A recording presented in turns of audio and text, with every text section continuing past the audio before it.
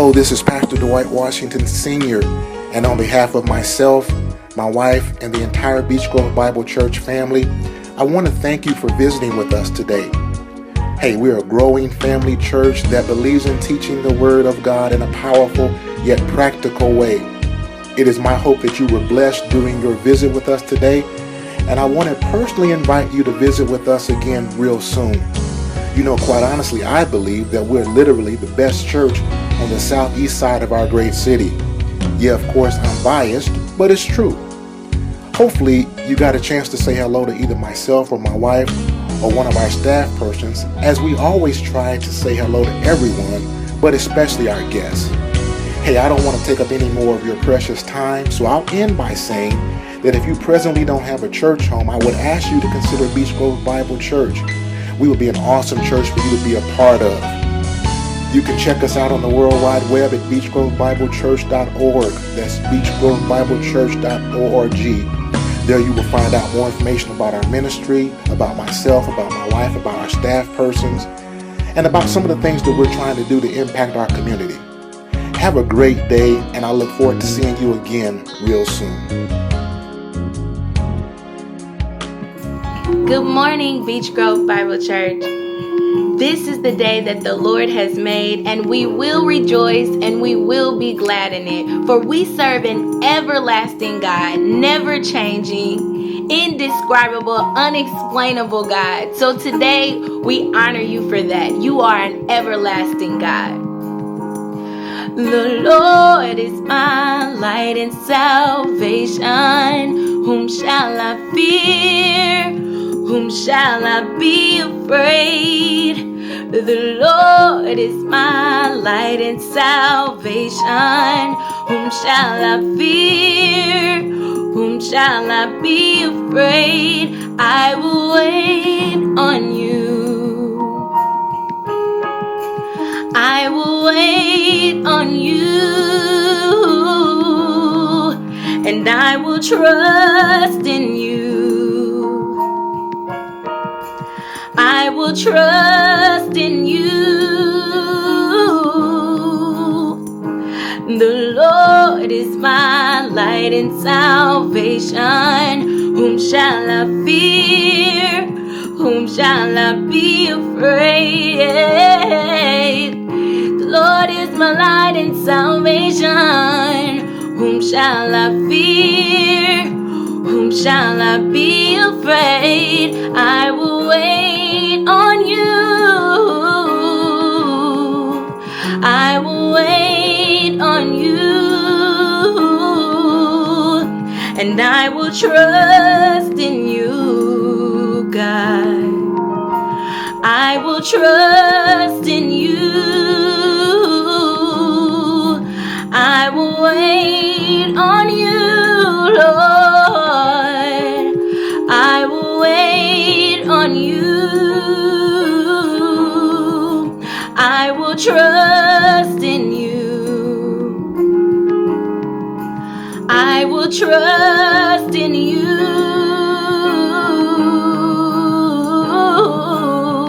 I will remain confident in this. I will see the goodness of the Lord.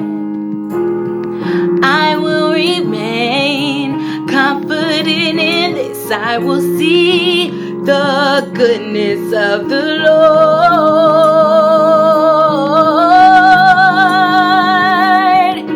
Come on and lift your hands and bless his name, for he is an everlasting God, and we can trust you.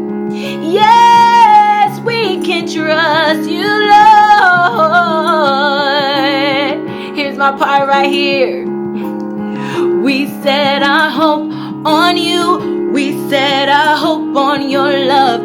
We set our hope on the one who is the everlasting God. You are the everlasting God. We set our hope. We set our hope on you. We set our hope on your love. We set our hope on the one who is the everlasting God. You are the everlasting God. We set our hope on you. We set our hope on the one who is the everlasting God. You are the everlasting God. We set our hope on you. We set our hope on the one. He is the everlasting God. You are the everlasting God. So I will remain confident in this. I will see the goodness of the Lord. Yeah, I will remain confident in this. I will see the goodness of the Lord. You never let us down. You always keep us grounded in your word, in your love. We set our hope on you. I will see your goodness. Oh, this is one of those old school songs that everybody knows, that if you apply it right now, it'll change your life. Ain't no need of worrying what the night is gonna bring. It'll be all over in the morning. Ain't no need of worrying what the night is gonna bring. It'll be all over in the morning. There's a fear of nightfall when darkness comes and covers on the day. Sometimes we feel pain, but there are things that we can change. Just pray. Ain't no need of worrying what the night is gonna bring. It'll be all over in the morning. Troubles come, but they do pass. Heartache hurt, but they won't last always. Sometimes we feel pain, but there are things that we can change. Just pray.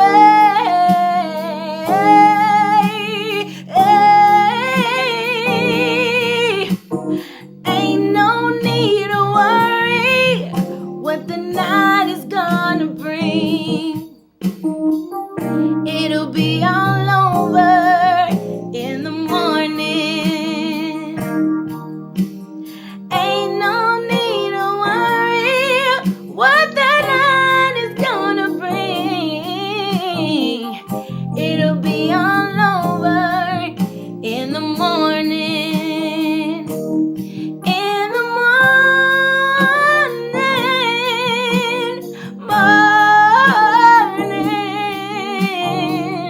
It'll be all over in the morning. In the morning,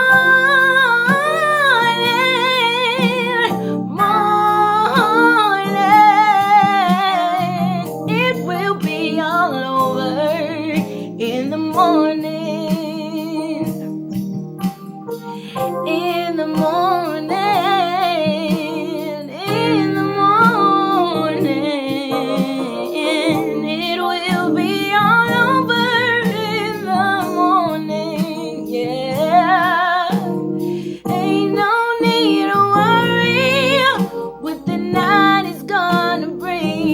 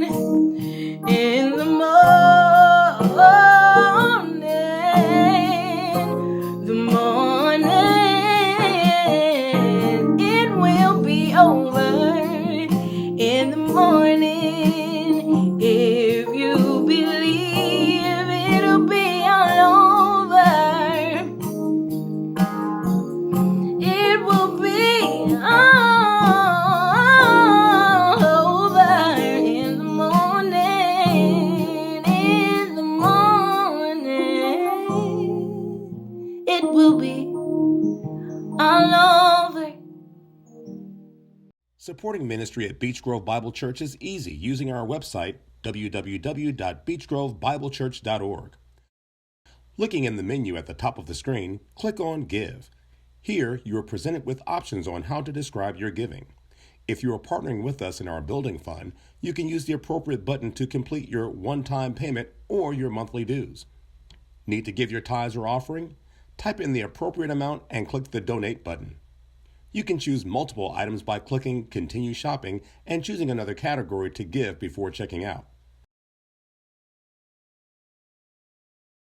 To finish checking out, type in your email address, first and last name, and phone number. Click Next. Complete the debit or credit card information and the billing address associated with the card. Click Next. Finish your giving by clicking Complete Order. For people wanting to mail in their giving, you can send your checks to Beech Grove Bible Church, P.O. Box 545, Beech Grove, Indiana 46107. Thank you for your support in helping ministry move forward. Hello to all of you, but especially to my Beech Grove Bible Church family.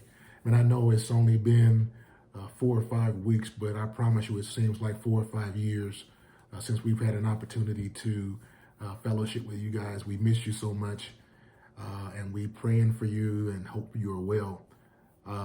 Want to say a special thank you to those of you who continue to support ministry. You guys are the real MVPs. It is because of your kindness that we're able to continue to do the business of ministry. So thank you so much. I want to get right into the word of the Lord today, and our lesson is found in Acts chapter number 27, verses number 8 through 20. And I'm going to begin reading from the New Living Translation, Acts 27, verses number 8 through 20. We struggled along the coast with great difficulty and finally arrived at Fair Havens, near the town of Lasea. We had lost a lot of time. The weather was becoming dangerous for sea travel because it was so late in the fall, and Paul spoke to the ship's officers about it. Men, I believe there is trouble ahead if we go on. Shipwreck, loss of cargo, and danger to our lives as well. But the officer in charge of the prisoners listened more to the ship's captain and the owner than to Paul. And since Fair Havens was an exposed harbor, a poor place to spend the winter, most of the crew wanted to go on to Phoenix, further up the coast of Crete, and spend the winter there. Phoenix was a good harbor with only a southwest and northwest exposure. When a light wind began blowing from the south, the sailors thought they could make it. So they pulled up anchor and sailed close to the shore of Crete. But the weather changed abruptly, and a wind of typhoon strength called a northeaster burst across the island and blew us out to sea. The sailors couldn't turn the ship into the wind, so they gave up and let it run before the gale. We sailed along the sheltered side of a small island, Kuta, where with great difficulty we hoisted aboard the lifeboat being towed behind us. Then the sailors bound ropes around the hull of the ship to strengthen it. They were afraid of being driven across the sandbars of Sardis off the African coast. So they lowered the sea anchor to slow the ship and were driven before the wind. The next day, as gale force winds continued to batter the ship, the crew began throwing the cargo overboard. The following day, they even took some of the ship's gear and threw it overboard. The terrible storm raged for many days, blotting out the sun and the stars until at last all hope was lost. I want to, just for a few moments today, talk to you about storms. And I don't know how you feel about it, but I've come to the conclusion that storms are inevitable. That if you live long enough, you will, in fact, encounter storms. And that is the context of which our lesson takes place today. Paul is on a ship that is bound for Rome. This ship is a ship basically full of prisoners. They're bound for Rome. About halfway to Rome, they stop at a place called Fair Havens. And it was at that point that Paul basically told the captain and his people that were in charge. Paul is like, man, I'm not really feeling the rest of this trip. I think we should just hang out here in this Fair Havens area, and then when the weather breaks in the spring, we can head on to Rome. But right now, I'm just going to be honest with you. I'm not feeling the rest of this trip. He was overruled by those in authority, and they sailed anyway. History will verify that Paul was correct in his thinking, because historians tell us that sea voyages in that region were most dangerous between mid-September and early November. And it was not possible to travel at all after November 10th.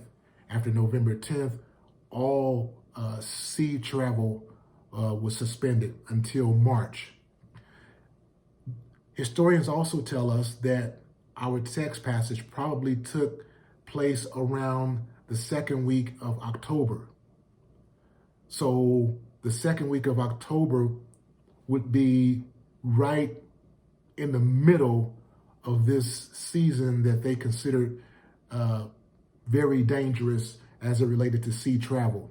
And by it being the middle part of October, it was getting close to that cutoff date of November the 10th. So Paul had every right to be a little apprehensive, and he shared his concerns with those who were in charge, but they blew him off, they overruled him, and they took off sailing.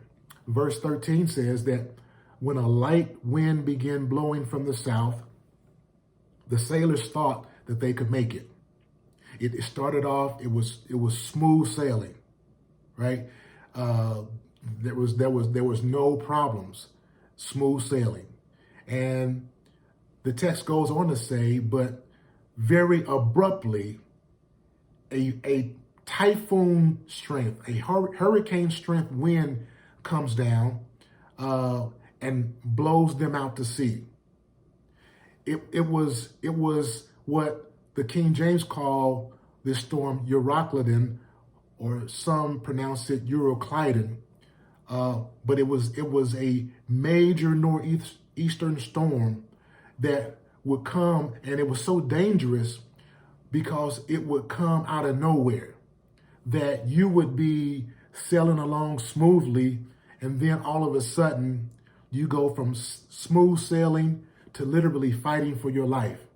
And so this was the reason why this particular kind of storm was so devastating and had taken so many lives and had sunk so many ships, because it was an unexpected storm. And I don't know how you feel about it, but at least for me, I'm just going to speak for me. I'm much more able to handle a storm that I see coming, as opposed to handling one that I had no idea was coming. Have you found that to be your case? That storms that you had time to plan for and you had to put back for, put a little bit back just in case, you know how we do it. Those storms are much more easier to manage than the storms that come out of nowhere. And so as a result of this major storm that has hit, it has caught the sailors off guard. And verse 15 says, so the sailors couldn't turn the ship into the wind, so they gave up and let it run before the gale. In other words, they let the ship drift. They had taken the necessary emergency protocols. They were experienced sailors. They knew what the emergency protocols were. They knew that you had to get that lifeboat up into the main ship. They knew that you had to secure the hull of the ship. They understood that. They were experienced. They knew that you had to get that sea anchor lowered. The sea anchor was the device that was used to slow down the drift. So they had to drop that sea anchor. They knew that you had to start throwing cargo as a last resort. You had to start throwing cargo overboard and your equipment, because the whole idea was to get the ship lighter. And so they knew what the emergency protocols were. And they had tried everything that they knew to try, and nothing had gotten any better. They tried everything they can think of, and nothing has gotten any better. And that is a very vulnerable place to be in, where you are out of ideas. You don't know what else to do, and especially if you are a leader, if you are the head of a household, if you are a supervisor on a job, if you are a pastor of a church, and you are responsible for other people, and they're looking to you for answers, and you have tried everything that you can think of, and nothing has worked. And so at some point, you just got to relinquish control over to God and say, look, I don't know how this is going to turn out, but I'm taking my hands off of it. I've done my due diligence. I've done everything that I could do. I'm taking my hands off of it. I'm giving it to you. I'm going to pray, and then I'm going to let it ride. Because there's some storms that you're not going to outfight. There's some storms you got to outlast. That you got to, in fact, say to your storm that my plan is that when this is all over with, that I'm going to be still standing. And that's got to be your mindset. They are in this storm, and it is in this context that God sends a word to Paul. And he tells Paul that everybody on the ship is going to be saved. That no lives are going to be lost. Nobody's going to drown. And it is in the context of them thinking that they were going to perish, that they were going to drown, they were going to be consumed by the waves and the sea. It's in that context that God gives a word to Paul and tells Paul that nobody is going to drown. And what I like about God is God doesn't give a word in a vacuum. That God doesn't give a word and then leaves. But God, in fact, according to Jeremiah, that God, in fact, watches over his word to make sure that it comes to pass. That God, when he gives a word, he just doesn't take off, but he watches over his word to make sure that everything in your world begins to line up with what he has spoken.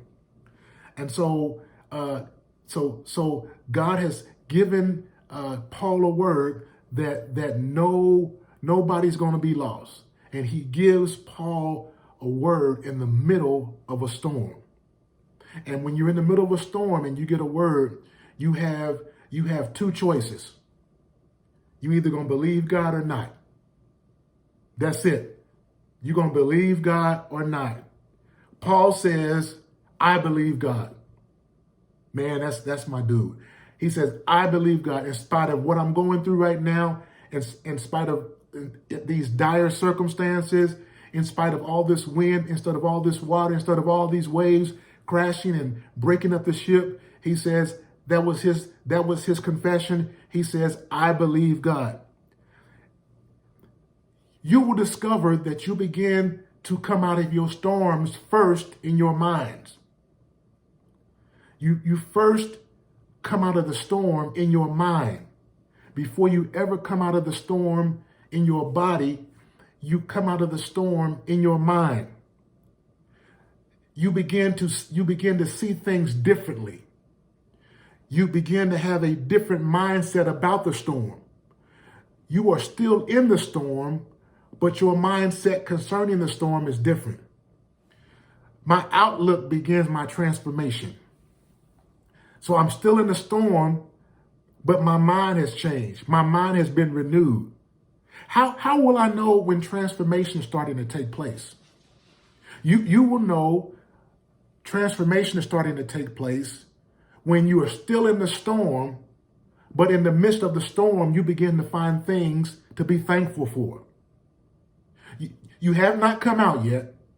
It's not over, but you begin to look around you and begin to find things to be thankful for.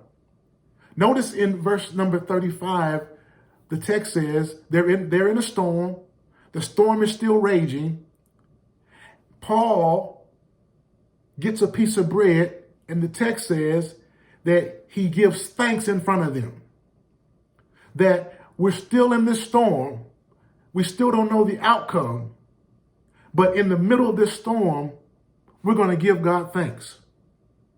You know that your mind is beginning to transform when you begin to find things that you can be thankful for. I'm thankful for my life. I'm thankful for my wife. I'm thankful for my children. I'm thankful for a job. I'm thankful that when I woke up, I was able to dress myself. I'm thankful for breath in my nostrils. I'm thankful that I can hear. I'm thankful that I can see. I'm still in the storm, but I'm finding things. I'm finding things to be thankful for. I think it was Andre Crouch that said, I thank God for my mountains. I thank him for my valleys. I thank him for the storms that he's brought me through. For if I've never had a problem, I wouldn't know that God could solve it. I would not know what faith in God could do. But through it all, I've learned to trust in Jesus. I've learned to trust in God. My grandma used to say it like this. She says, I'm thankful that the four walls of my room were not the four walls of my tomb. I'm thankful that my bed was not my cooling board. So you can find something. When you can find something in the midst of your storm to be thankful for, that is when you know that your mind is beginning to be renewed. Your mind is beginning to be transformed. Check this out. There are 276 men on this ship. There are 276 men on the ship, and we know Scripture tells us that there was some that couldn't swim. As a matter of fact, to make the situation worse, not only were there some that could not swim, verse 28 says that the sailors thought that they might run up on rocks, and so they took measurements of how deep the water was. And the point they were at, the water was 120 feet deep. I want you just to ponder that. The water was 120 feet deep. Later on, they measured again, and the text says, New Living Translation, it was only 90 feet deep. It was only 90 feet deep.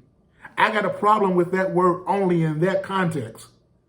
Oh, it's only 90 feet. Several years ago, I literally almost drowned in 6 feet. Now, hold on. Don't judge me, because there's some of you that I'm talking to right now. You can't swim very well either. So don't judge me. But I almost drowned in 6 feet. And the text lets us know that they're in as much as 90 feet of water. And some of them cannot swim. No. Oh, my God. They're in as much as 90 feet of water, and the boat, the thing that they were depending on, their plan, their agenda, is falling apart. And they can't swim. Can you imagine the terror that these men were experiencing? They can't swim, and they're in 90 feet of water. But they got something going for them. They got a word from the Lord. And the word from the Lord that he gave to Paul was that nobody's going to drown, that everybody is going to make it because of Paul. That God says, I'm going to save everybody because of you. And sometimes you can be in a storm because of somebody else. But then somebody else can be saved because of you. God says, not one of these men are going to lose their life because I'm going to save them on your behalf, Paul. How are you going to do this? How are you going to do this, God? Because they can't swim. They can't swim.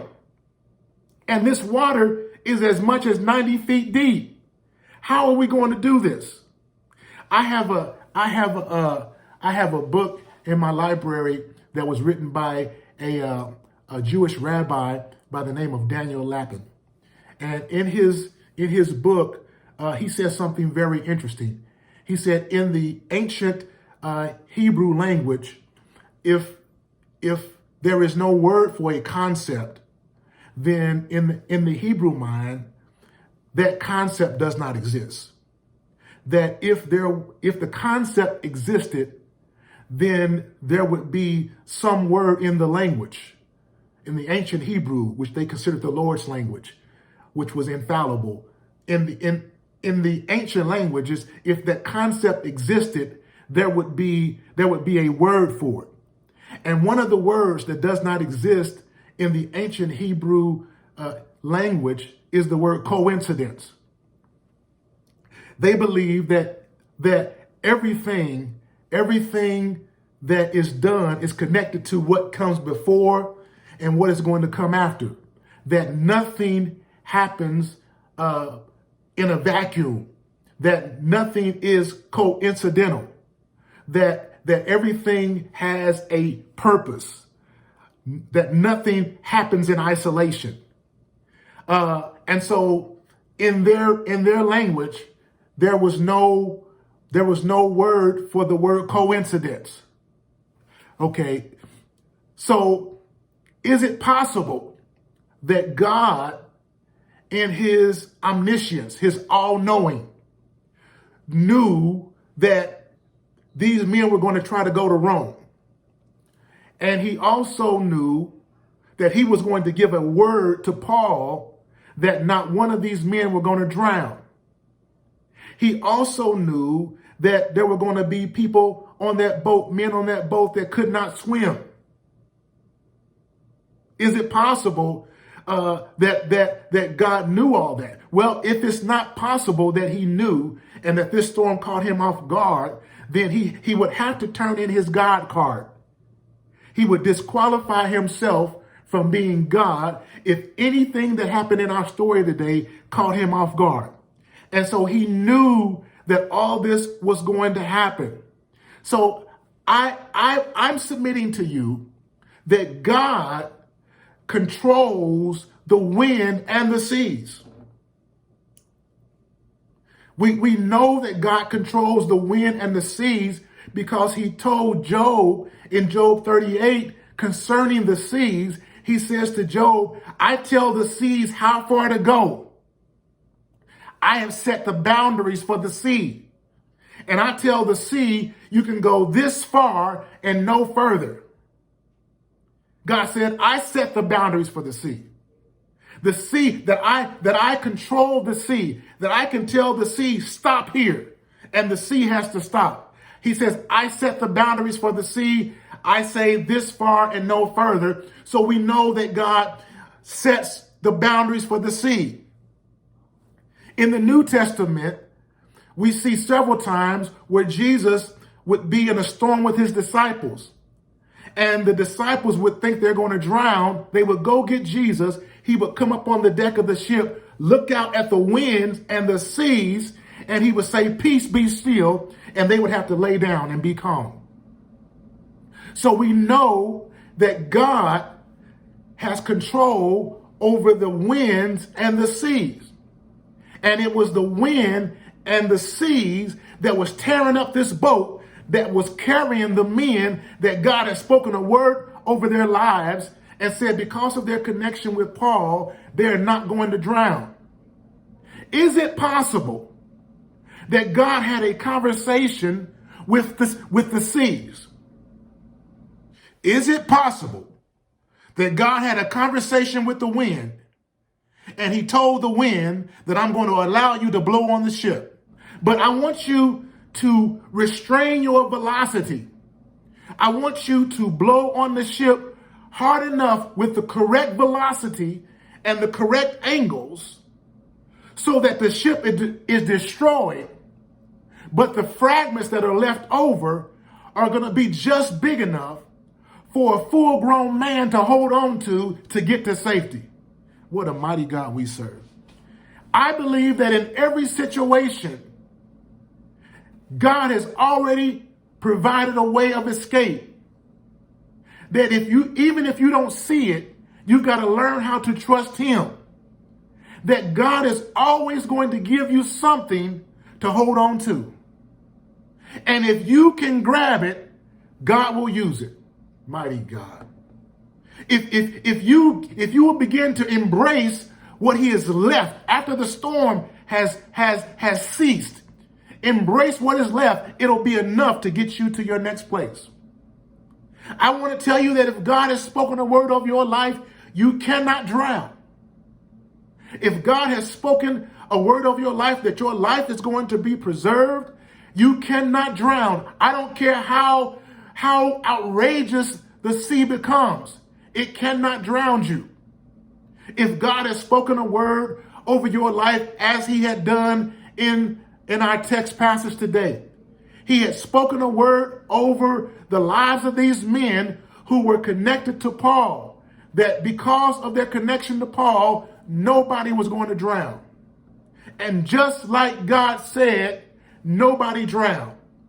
For the Bible says that they began to grab a hold of these broken pieces of the ship that the wind had blew and left it just big enough for a grown man to grab hold to float to land.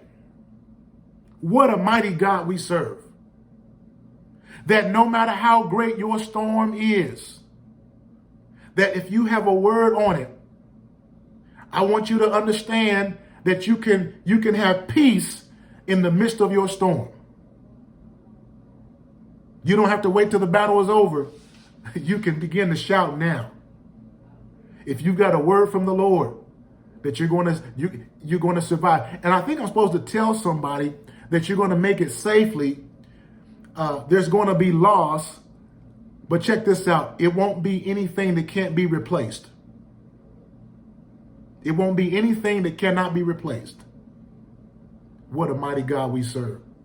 Man, if you can embrace what I told you today, because some of you are going through storms, if you can embrace the fact that your storm is not going to kill you, and that with every storm, God always makes sure that his children are taken care of. You might be in a storm of financial ruin. You might be in a storm of a dysfunctional relationship. Whatever your storm is, I want you to know that there may be loss, but it won't be anything that can't be replaced. What a mighty God we serve. Well, I would that if you would, if this makes sense to you, do me a favor, like and share. And if you need prayer for anything, please follow us on our social applications, our social platforms, our social media platforms. Reach out to us, inbox us, and your prayer request, and somebody will get back with you, and they'll pray with you, and they'll pray for you, that God does in, with, and through you those things that he has purposed for your life. Man, I look forward to seeing you next week. Until then, have a great rest of your day. Supporting ministry at Beech Grove Bible Church is easy using our website, www.beechgrovebiblechurch.org. Looking in the menu at the top of the screen, click on Give. Here, you are presented with options on how to describe your giving. If you are partnering with us in our building fund, you can use the appropriate button to complete your one-time payment or your monthly dues. Need to give your tithes or offering? Type in the appropriate amount and click the Donate button. You can choose multiple items by clicking Continue Shopping and choosing another category to give before checking out. To finish checking out, type in your email address, first and last name, and phone number. Click Next. Complete the debit or credit card information and the billing address associated with the card. Click Next. Finish your giving by clicking Complete Order. For people wanting to mail in their giving, you can send your checks to Beech Grove Bible Church, P.O. Box 545, Beech Grove, Indiana 46107. Thank you for your support in helping ministry move forward.